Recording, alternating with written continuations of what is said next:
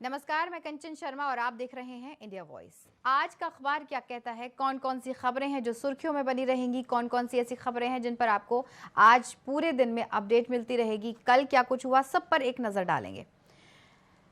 अमर उजाला से शुरुआत करते हैं। देखिए, अमर उजाला में जो खबर है, सबसे पहले कृषि कानूनों को लेकर जो किसानों का आंदोलन लगातार चला आ रहा था, उसको लेकर क्या खबर है, क्योंकि कल बैठक भी हुई थी किसानों की।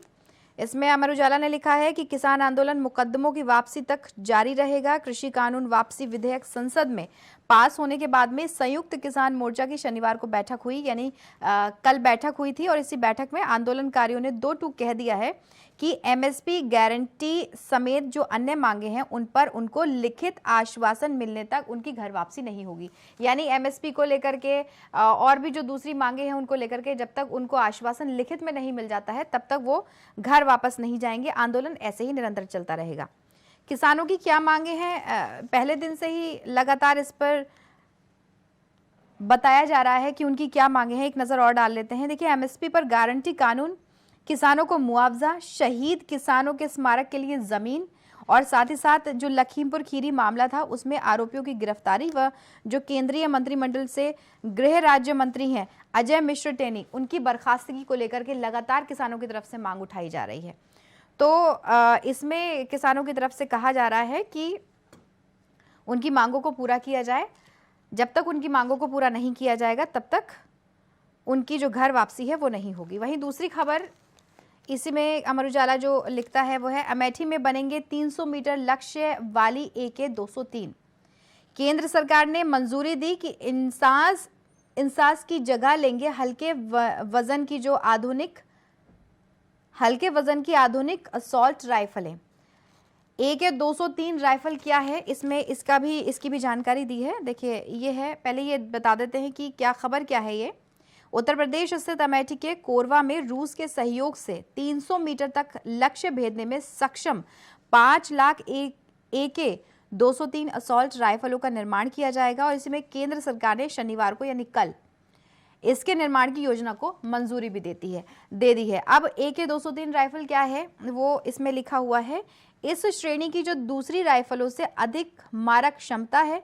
ऑटोमेटिक और सेमी ऑटोमेटिक दोनों तरीके से हो सकता है इसका इस्तेमाल, दोनों ही तरीके से इसका इस्तेमाल हो सकता है, तो इसको मंजूरी मिल गई है। अब इसी में अमर उजाला में जो दूसरी खबर अहम है जिसको प्रमुखता दी गई है, ओमिक्रॉन ने दस्तक दे दी है। इसको लेकर के लगातार हम आपको अपडेट देते हैं, सारा दिन जिक्र भी इसका होता ही है। इसमें अमर उजाला लिखता है कि अब 4 मामले, विदेश से लौटे गुजरात व महाराष्ट्र के 2 संक्रमित। इसमें लिखा हुआ है कि देश में कोरोना की ओमिक्रॉन स्वरूप से संक्रमण के 2 और मरीज मिले हैं। वहीं पर जिम्बाब्वे का जिक्र है। जिम्बाब्वे से गुजरात के जामनगर व दक्षिण अफ्रीका से दिल्ली होते हुए मुंबई आए जो लोग हैं, मुंबई आए 2 लोगों में इसकी पुष्टि हुई है। इसके पहले केस कर्नाटक में मिले थे, 2 केस मिले थे इससे पहले भी, और इसी में ओमिक्रॉन अब तक 38 देशों में पहुंच चुका है। तो इस पर विशेष तौर पर ध्यान देने की आवश्यकता है और इसी को लेकर एहतियाती कदम भी उठाए जा रहे हैं। इसमें महाराष्ट्र की जानकारी भी इसमें दे रखी है। देखिए, इसमें लिखा हुआ है कि महाराष्ट्र के बारे में 7 दिन का क्वारंटीन जरूरी है। महाराष्ट्र की बात करें तो महाराष्ट्र के बारे में लिखा है कि महाराष्ट्र में जोखिम वाले जो देश हैं, देशों से लौटे यात्रियों के लिए 7 दिन घर में क्वारंटीन रहना बहुत जरूरी होगा, अनिवार्य हो गया है। ऐसे में यात्रियों को दूसरे, चौथे और 7वें दिन RT-PCR की जांच भी करवानी होगी। और इसमें जो ओमिक्रॉन को लेकर के जो चिंताएं हैं वो तो बढ़ ही गई हैं। इसमें लिखा हुआ है कि ओमिक्रॉन को लेकर के बढ़ती चिंता के बीच में देश में कोरोना के टीकाकरण को रफ्तार दी जा रही है। जिन्होंने अपनी फर्स्ट डोज, सेकंड डोज नहीं लगवाई है वो भी अपने टीकाकरण करवा रहे हैं। इसमें रफ्तार इसमें देखी जा रही है, इसमें तेजी आई है। शनिवार को एक बार फिर से 1 करोड़ से ज्यादा लोगों को टीके की खुराक दी गई है और अब तक 127 करोड़ खुराकें दी जा चुकी हैं। ये भी एक बड़ा आंकड़ा है, यानी कि ओमिक्रॉन की वजह से, क्योंकि इसने पैर पसारने शुरू कर दी हैं, तो इसको लेकर के इस जो खुराक है वो ली जा रही हैं। जिन्होंने फर्स्ट डोज नहीं ली है वो भी ले रहे हैं और जिनकी सेकंड डोज रहती है वो भी इस तरफ ध्यान दे रहे हैं। तो ये अमर उजाला में इनको प्रमुखता दी गई है ओमिक्रॉन को लेकर के, किसानों को लेकर के। और अगली खबर अमर उजाला की तो मैंने आपको बताई है। अब मैं आपको बताती हूँ जो हिंदुस्तान टाइम्स, माफ़ कीजिए, हिंदुस्तान में जो खबर है उसमें चक्रवात को लेकर के, चक्रवात की खबर हमने आपको कल उस पर अपडेट भी दी थी जो जानकारी, और इसमें क्या लिखा हुआ है, चक्रवात से आंध्र प्रदेश में भारी बारिश। इसको लेकर के हिंदुस्तान क्या लिखता है, आंध्र प्रदेश के श्रीकाकुलम जिले में जवाद के कारण जो शनिवार को भारी बारिश हुई और इसी की वजह से लोगों को सुरक्षित स्थानों पर ले जाने के लिए 60 राहत शिविर स्थापित किए गए। 60 राहत शिविर, जिसमें आंध्र प्रदेश सरकार ने ये जानकारी दी। झारखंड के कोल्हान इलाके में दिन भर रिमझिम बारिश होती रही। तूफान के असर से झारखंड में अधिकतम तापमान 5 डिग्री तक गिर गया। वहीं पर रांची समेत कुछ स्थानों पर धुंध की स्थिति बनी रही।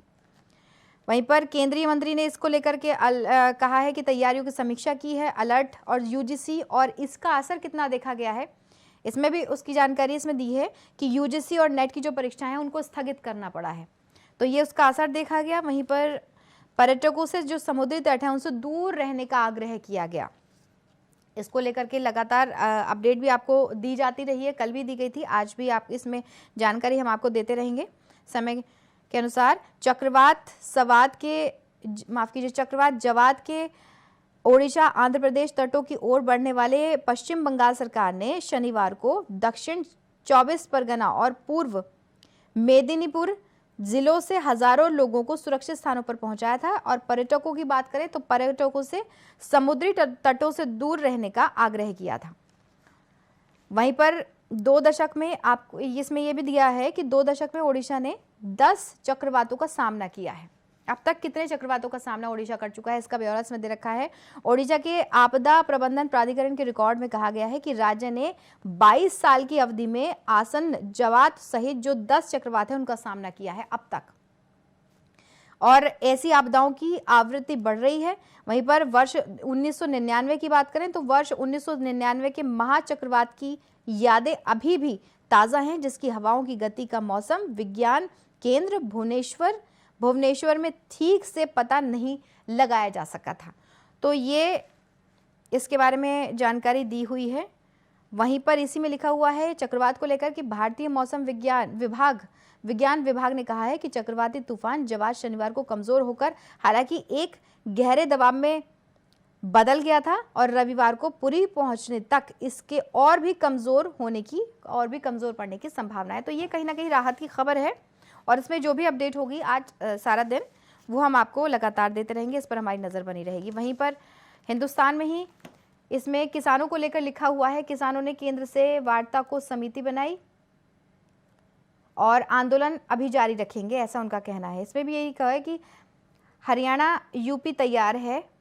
हरियाणा और यूपी सरकार किसानों पर जो तर्ज मामले हैं उनको वापस लेने के लिए तैयार है, क्योंकि उनकी लगातार मांग है कि जो भी वहां पर केस दर्ज किए गए हैं किसानों के खिलाफ उनको वापस किया जाए।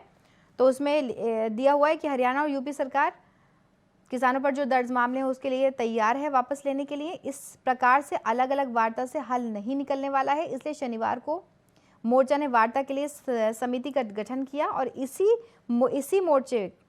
इसमें मोर्चे के वरिष्ठ जो नेता थे वो बलवीर सिंह राजेवाल, गुरनाम सिंह चढ़ूनी, शिव प्रसाद कक्का, अशोक धावले और युद्धवीर सिंह शामिल हैं। लेकिन इसमें जो बड़ी बात सामने आई थी वो ये थी कि जो 5 नाम थे उनमें राकेश टिकैत का कहीं भी नाम नज़र नहीं आया। तो इसको लेकर भी काफ़ी चर्चाएं हुई कि राकेश टिकैत का नाम इसमें आखिर क्यों नहीं आया। वहीं दूसरी तरफ बूस्टर डोज ओमिक्रॉन की जिस तरह से जिक्र किया, तो इसमें हिंदुस्तान में ही दिया हुआ है कि कोरोना के नए स्वरूप ओमिक्रॉन पर बढ़ती चिंताओं के बीच में संसदीय समिति ने टीकों की प्रभावशीलता का मूल्यांकन करने और बूस्टर डोज की ज़रूरत की जांच के लिए ज़्यादा से ज़्यादा शोध करने की सिफारिश की है। ढांचा मजबूत किया जाए। समिति ने स्वास्थ्य के जो बुनियादी ढांचे हैं उसको मजबूत करने, पर्याप्त बेड उपलब्ध कराने, ऑक्सीजन सिलेंडर व ज़रूरी जो दवाएं हैं उनकी आपूर्ति सुनिश्चित करने पर ध्यान केंद्रित करने की सलाह दी है। साथ ही समिति ने पाया है कि देश के ग्रामीण क्षेत्रों में जांच सुविधाओं में सुधार की सख्त जरूरत है। तीसरी लहर की आशंका के मद्देनजर ये सुधार करने ही होंगे, क्योंकि तीसरी लहर में कोई भी परेशानी ना झेलनी पड़े उस तरह, क्योंकि जिस लेवल की परेशानी दूसरी लहर में हर किसी ने देखी है वो बहुत घातक रही हैं। तो इसी को लेकर के बेहद सावधानी बरतने की ज़रूरत है और हिंदुस्तान में इसको भी प्रमुखता दी गई, इस खबर को प्रमुखता दी गई है और इस पर जो लगातार अपडेट होगी वो हम आपको देते रहेंगे। अब देखिए अगली खबर इसमें दी है, डॉक्टर सोमवार से इमरजेंसी सेवा बंद करेंगे। डॉक्टरों की जो इसमें खबर दी है वो ये है कि नीट काउंसलिंग में हो रही देरी के खिलाफ अब रेजिडेंट डॉक्टरों ने इमरजेंसी सेवा बंद करने का ऐलान किया है, जिसमें रेजिडेंट डॉक्टर ने अपने तेवर कड़े करते हुए शनिवार को ही ये जानकारी दी है कि 6 दिसंबर यानी सोमवार से वो देश भर के सभी बड़े सरकारी अस्पतालों की जो इमरजेंसी सेवाएं हैं उनका बहिष्कार करेंगे और इससे मरीजों को खासी परेशानी होगी, मरीजों को परेशानियों का सामना करना पड़ सकता है। इसमें मामला क्या है वो इसमें बताया हुआ है, मैं आपको बताती हूँ। मामला ये है डॉक्टरों की नाराज़गी का कि डॉक्टर इसलिए हड़ताल कर रहे हैं क्योंकि अभी तक नीट पीजी की जो काउंसलिंग है वो नहीं हो सकी है, जबकि रिजल्ट आए काफ़ी वक्त बीत चुका है। डॉक्टरों का नया समूह इस कारण अस्पताल में बतौर पीजी ज्वाइन नहीं कर पा रहा है और इसका असर वहां काम कर रहे जो अन्य रेजिडेंट हैं उनके काम पर पड़ रहा है। हड़ताल कर रहे जो डॉक्टर्स हैं उनका कहना यह है कि कोरोना की तीसरी लहर का खतरा मंडरा रहा है। जिस तरह की खबरें भी आ रही हैं तीसरी लहर को लेकर, ओमिक्रॉन को लेकर के, उस पर खतरा मंडरा रहा है। ऐसे में जो नए डॉक्टर्स हैं उनकी भर्ती ना होने से फिर से वही हालात बन सकते हैं, डॉक्टरों की कमी ना हो जाए, परेशानियों का सामना ना करना पड़ जाए, तो जैसे दूसरी लहर में बने थे वैसे ही हालात बन सकते हैं। ऐसे में वो जल्द काउंसलिंग की मांग कर रहे हैं, तो इसी को लेकर के उनकी नाराज़गी है और इसीलिए उनकी हड़ताल है। और जब डॉक्टर्स वहाँ पर मौजूद नहीं होंगे तो वहाँ पर जो सबसे ज़्यादा परेशानी होगी वो मरीजों को ही होने वाली है। हिंदुस्तान में इसको प्रमुखता दी गई है। आगे जो अगली खबर दी है, पिछले 15 दिनों में दिल्ली आए जो हवाई यात्री हैं उनकी जांच होगी।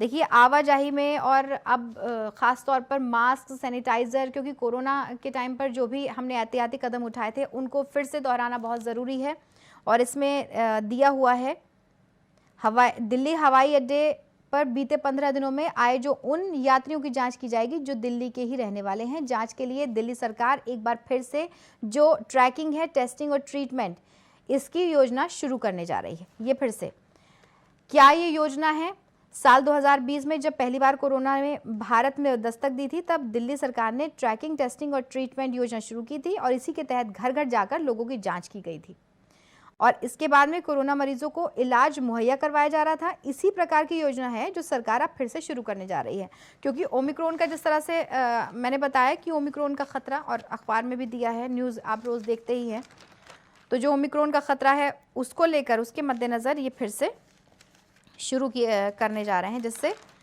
पहले जैसे जो हालात हैं वो ना बने और परेशानियों का लोगों को सामना ना करना पड़े। ये हिंदुस्तान में इस खबर को प्रमुखता दी गई है। अगली खबर क्या है वो मैं आपको बताती हूँ। हिंदुस्तान में इन खबरों को प्रमुखता से दिखाया गया है, इसके बारे में जानकारी दी गई है। वहीं दूसरी तरफ नवभारत टाइम्स मेरे हाथ में है अखबार और इसमें देखिए एक ये भी बड़ी खबर है जो खेल जगत के जो प्रेमी हैं उनके लिए भी और विशेष तौर पर सभी के लिए। एजाज 10 विकेट लेकर कुंबले के बराबर। न्यूजीलैंड के एजाज पटेल टेस्ट मैच की एक पारी में 10 विकेट लेने वाले दुनिया के तीसरे गेंदबाज बन गए हैं। तीसरे गेंदबाज वो बन गए हैं। एजाज ने भारत के खिलाफ दूसरे टेस्ट के दूसरे दिन ये कमाल कर दिया है। इससे पहले इंग्लैंड के जिम लेकर और भारत के अनिल कुंबले ने ये पहले मुकाम हासिल किया था और उसके बाद इन लोगों के बाद में जो नाम आया है वो एजाज का है। खास बात ये रही है कि ये तीनों स्पिन गेंदबाज हैं, लेकिन पहली बार किसी गेंदबाज ने विदेशी जमीन पर ये कमाल कर दिखाया है। और साल 1956 की अगर इसमें बात करें तो इसमें लिखा हुआ है कि साल 1956 में जिम लेकर और 1999 में अनिल कुंबले ने घरेलू मैदान में 10 विकेट निकाले थे। तो ये एक बड़ी और अहम खबर है जो नवभारत टाइम्स ने प्रमुखता से इसको जगह दी है। वहीं पर एक और जो खबर सामने आई है, एक ख़ास सीरीज़ का गाड़ी का जो नंबर है वो अब अलॉट नहीं होगा। गाड़ी के इसमें लिखा हुआ है कि गाड़ी के पंजीकरण संख्या में SEX अल्फाबेट वाली जो सीरीज है उस पर परिवहन विभाग ने रोक लगा दी है। विभाग को इस सीरीज के खिलाफ लगातार शिकायतें मिल रही थीं और दिल्ली महिला आयोग ने भी विभाग को नोटिस जारी किया था। इसके बाद में विभाग ने गाड़ी के पंजीकरण संख्या के लिए जो SEX अल्फाबेट वाली जो सीरीज है उस पर रोक लगा दी है। जानकारी जिस तरह से इसमें दी हुई है कि इसको लेकर के लगातार शिकायतें मिल रही थी और इसके लिए आवेदकों को नंबर में बदलाव विकल्प भी दिया जाएगा। इसमें लिखा है, दरअसल कुछ दिनों पहले दिल्ली में एक लड़की ने स्कूटी खरीदी थी जिसका रजिस्ट्रेशन नंबर जो अलॉट हुआ उसे SEX अल्फाबेट था उसमें, जिसमें DL3 SEX सीरीज का नंबर अलॉट किया गया था। हालांकि विभाग का कहना यह है, जो इसमें विभाग ने कहा है कि जानबूझकर इस तरह की सीरीज अलॉट नहीं की गई थी, बल्कि ये सिस्टम के द्वारा ऑटो जनरेटेड सीरीज थी, तो इसके बाद में इसके तहत ही नंबर अलॉट किए गए थे। तो इसको प्रमुखता दी गई है। ये खबरें हैं जो विशेष तौर पर इन पर सुर्खियां बनी रहेंगी, इन्हीं खबरों पर सारा दिन नज़र रहेगी, लगातार आपको अपडेट मिलती रहेगी। तो आज का अखबार क्या कहता है उन पर हमने एक बार नज़र डाली है।